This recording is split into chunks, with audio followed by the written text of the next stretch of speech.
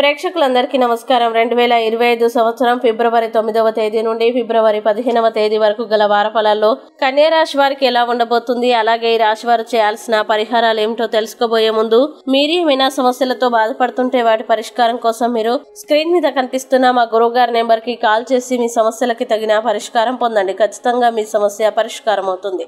అలాగే మీరు మొదటిసారి మా ఛానల్ ని చూస్తున్నట్లయితే వెంటనే సబ్స్క్రైబ్ చేసుకోండి. ఇక పూర్తి వివరాల్లోకి వెళ్తే కన్యా రాశి వారికి ఈ వారం రాహు 7వ ఇంట్లో ఉండడం వల్ల ఎట్టి పరిస్థితుల్లోనూ ఎవరైనా మిమ్మల్ని చికాకు పెట్టవచ్చు మరియు మీ ఆరోగ్యాన్ని కూడా పాడు చేయవచ్చు. వృత్తిపరంగా శనివారం ఇంట్లో ఉంచడం వల్ల నిరాశలోని స్థానికులు ఈ వారం ఒత్తిడి మరియు ఒడిదుడుకుల నుండి ఉపశమనం పొందుతారు. అలాగే ఈ వారం ఎవరైనా ఎట్టి పరిస్థితుల్లోనూ మిమ్మల్ని బాధ పెట్టవచ్చు. ఇది మీ ఆరోగ్యాన్ని పాడు చేయవచ్చు. అటువంటి పరిస్థితుల్లో మీరు పాత విషయాల్ని గుర్తుంచుకోవడం, సన్నిహితులు లేదా స్నేహితులతో చిక్కుకోవద్దు. అలాగే మీ మనసును సాధ్యమైనంత వరకు విశ్రాంతి తీసుకోవడానికి ప్రయత్నించడం మంచిది. ఈ వారంలో మీరు సేకరించిన మూలధనాన్ని నిల్వ చేసేటప్పుడు ఖర్చు చేయకుండా ఉండాలి. ఎందుకంటే ఈ సమయంలో మీకు పెద్ద లాభం వచ్చే అవకాశం ఉంది మరియు మీ కుటుంబం దాని గురించి మీతో మాట్లాడుతుంది. మీ అపరిశుభ్రమైన జీవన శైలి ఈ వారం గృహస్థులకి చేరవచ్చు. ఇది కుటుంబ వాతావరణంలో ఉద్రిక్తతకి కారణమవుతుంది. అందువల్ల ఈ అలవాట్లు అవసరమైన మార్పుల్ని తీసుకురావడం మరియు మీ శారీరక పరిశుభ్రతని జాగ్రత్తగా చూసుకోవడం మంచిది.